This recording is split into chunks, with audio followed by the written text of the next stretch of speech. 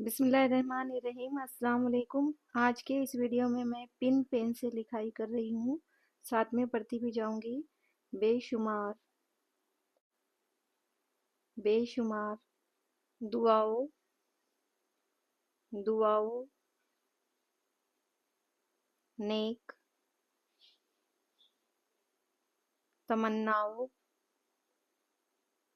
तमन्नाओं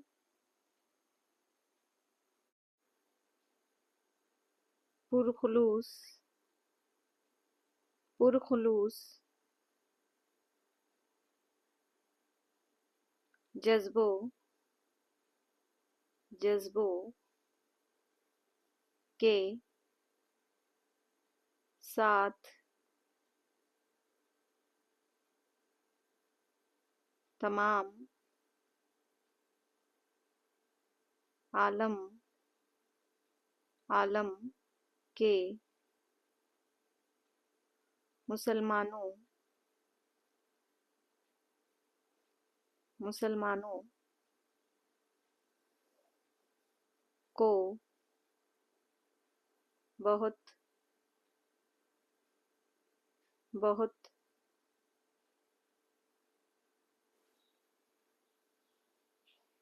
Eid ul Fitr Mubarak. Eid ul Fitr